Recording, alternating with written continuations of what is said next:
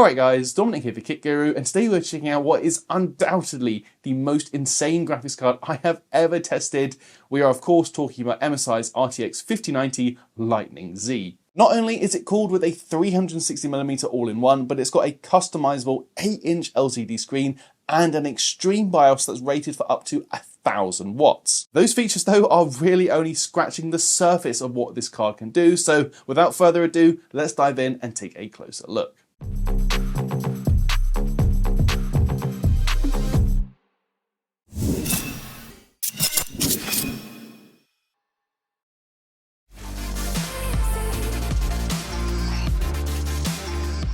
So first things first then, I'm really not calling this a review as it's simply impossible to offer buying advice for a product like this. Not only is it a limited edition with only 1,300 units manufactured worldwide, but we've been told only 30 are coming to the UK. And what's more, the UK MSRP is £4,999, so call it £5,000. That is an eye-wateringly absurd price for a single graphics card, particularly when you consider you could actually get systems with an air-cooled RTX 5090 for less money. That's a whole system. Even with that said though, it is still an extremely interesting product to analyze from just a technical perspective, so we're going to dive in and take a look at the design first, and that all starts with the unboxing experience, as trust me, there is a lot to get through here.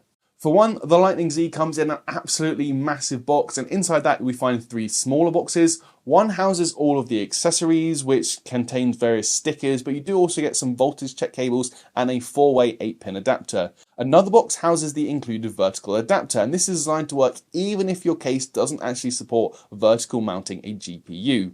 And then we come to the card itself, with this box opening somewhat like a spaceship. Fundamentally, the 5090 Lightning Z is a liquid-cooled graphics card with a 360mm all-in-one attached, but you'll quickly spot it's not just any GPU with an AIO, given the shroud of the card is almost entirely given over to an 8-inch LCD display. We will talk a little bit more about this later on in the video, but it is clearly a headline feature of this graphics card. The backplate, meanwhile, is a mix of die-cast aluminium and carbon fiber, giving it a classy yet still somewhat gamery aesthetic, and that extends to the front side with the Lightning logo, but there is also a badge letting you know which specific unit of the 1300 you have, and we got number 19. Other things to note include the BIOS switch with the choice of OC or extreme modes, and it is the extreme mode that pushes the power limit up to 1000 watts. Obviously then you're going to need more than a single 600 watt 12 volt 2x6 connector, so MSI has doubled up and put 2 of them, and we are going to do a lot of power testing a little later on. We can also note the I/O with the standard 3 DisplayPort 2.1 and 1 HDMI 2.1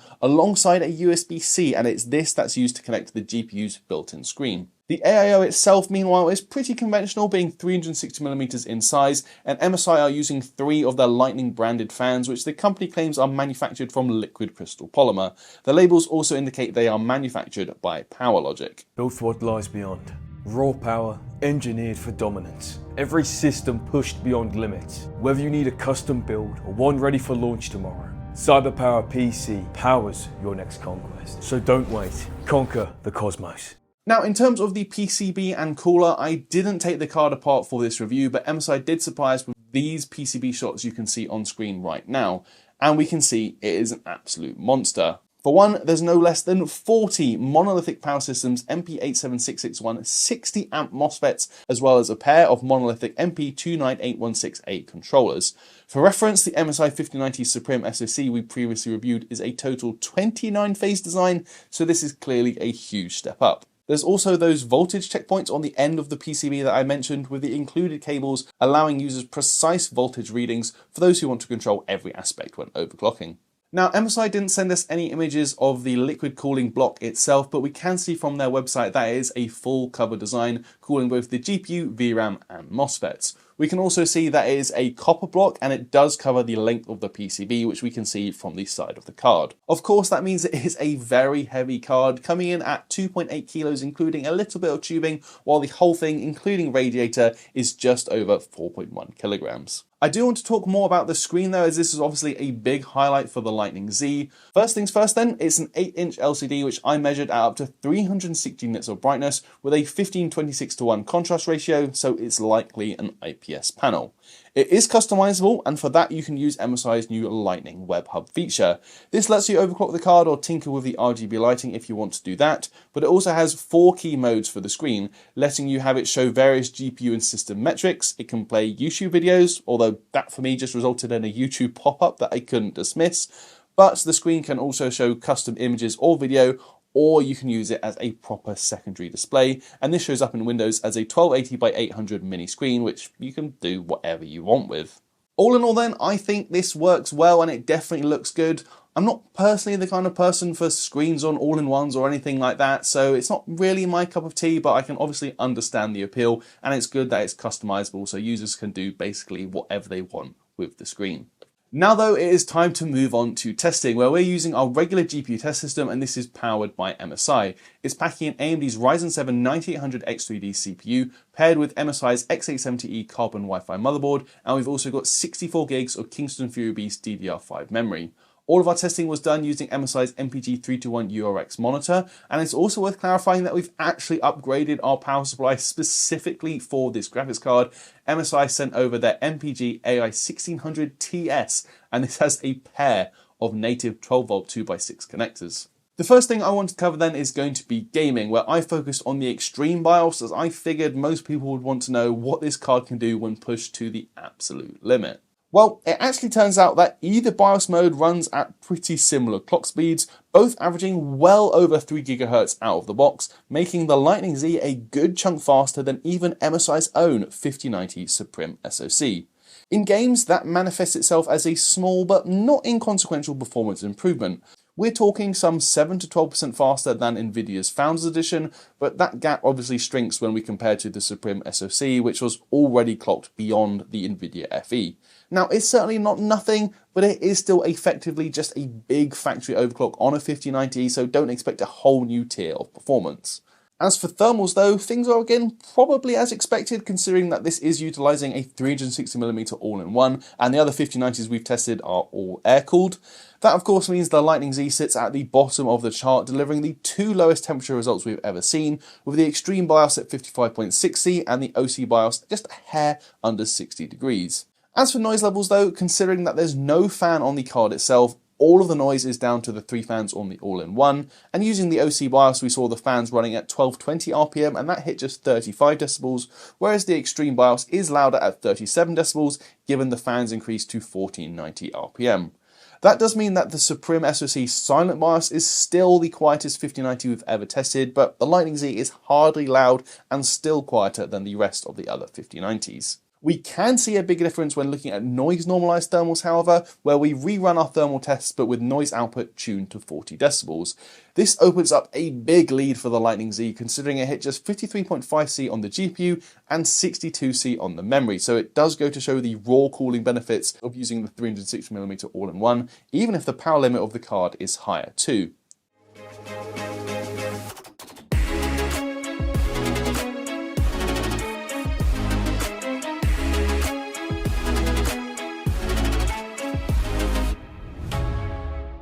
Speaking of power then, this was something I was very interested in testing, as we know MSI has increased the power limit to 1000 watts on the extreme BIOS, but is it actually going to hit that high in real world usage? Well, to find out, I hooked up Nvidia's PCAT tool, which measures power draw over both of the 12V 2x6 inputs as well as the PCIe slot, so we can get a live readout of power draw from the graphics card under a range of workloads. Here then we're looking at a live readout of power draw, and I'm running Cyberpunk 2077 at 4K with RT Overdrive and no DLSS, so it's all designed to put maximum load on the GPU. There is quite a lot of fluctuation as you can see, but average power draw settles around 740 watts, but you can see early spikes up to and over 1000 watts, and in fact we later see a single peak of 1076 watts, which is the highest we saw from any game in our testing today. Some other games do behave differently though, like a Plague Tale Requiem, where the power draw is a lot tighter overall with less fluctuations, and this one averaged around 650 watts with a peak up to 754 watts. I tested a bunch of other games like this as well, all at 4K, all with ray tracing enabled where possible and no DLSS or any upscaling, again, just to put maximum load on the GPU because I really wanted to see over a range of games what real world power draw was going to be like. To kind of sum things up though, I did make this chart which shows both average and peak power draw as reported by PCAT. The average figures seem to settle somewhere between 650 to 750 watts depending on the game, but we did see a number showing peaks of close to 1000 watts, if not more.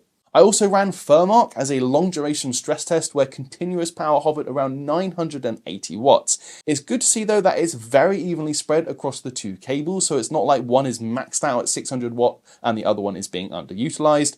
While we can also see that barely any power comes from the slot itself, it's all really coming from those two cables. With that in mind, I also broke out my current meter as I really wanted to see what exactly was happening over each of the individual 12 volt wires across both of our power cables. The good news is that all of them were reporting between 6.7 and 7.2 amps, so there was great consistency and no wild fluctuations among the wires, so everything is well in spec based on my testing. Our thermal imaging camera also indicates no issues. We did see a hotspot in the low 60s on the back of the card, but the actual power cables themselves were very cool, and I guess that makes sense as load is lower across them both given that there's two, with each running under the 600 watt rated spec. Lastly, I also tried manual overclocking, but I found there wasn't much headroom left, which probably isn't a surprise considering the GPU was already hitting 3 GHz out the box. Still, I added 150 MHz to the GPU and 2000 MHz to the memory, and I found that some games would see a little bit of a benefit from this, but others like Cyberpunk saw next to nothing. I definitely think that the extreme overclockers are going to want to use MSI's custom 2500 watt BIOS, which is available upon request, but also voids your warranty, though that was obviously outside the scope of this review. Overall then, MSI's RTX 5090 Lightning Z is clearly an extreme card in every way. Extreme in terms of pricing, extreme in terms of its performance and cooling capabilities, but also in the way that it's got an 8-inch LCD screen basically strapped to the shroud. Now, from a pure bang for buck perspective, it obviously makes zero sense over any other RTX 5090, considering the performance gains, while tangible, are not huge, and it costs almost twice as much as some other air-cooled cards. Of course though, that misses the point entirely, as this was never designed to offer good value or anything close to it. The Lightning Z has really been designed for those who want ultimate bragging rights for having such a fast and expensive graphics card, while the fact that there's only 1300 units worldwide only amplifies that. It really is a Halo product for just the filthy rich or the extreme overclocker. Because of that, there's ultimately no point in me offering any sort of buying advice, as even by the enthusiast KitGuru audience standard, I can't see more than 0.01% of people actually being able to buy one, considering the price at £5,000 and the fact that there's only going to be 30 hitting the UK retail channel. From a technical and engineering perspective, however, it is clearly incredible. So at the very least, I hope you found this video interesting. And I also think it's great to see MSI is still trying things, even when the PC landscape is as challenging as it is. It knows this is clearly not going to be a mass market product, but it's still great to see the company pushing the boundaries and pushing the envelope. That is where I'm going to leave this video though, guys, so if you liked it, please do toss me a thumbs up, and as always, let me know your thoughts down in the comments below. Please do subscribe if you haven't already, and be sure to ding that notification bell so you don't miss when we upload a new video. And if you want to carry on the conversation as well, you can find a link to our Discord server down in the description. While there, you'll also find links to both our merch store and our Patreon if you want to help us out that way. But that's it for this one, guys. I'm Dominic the KitGuru, and I'll see you in the next video.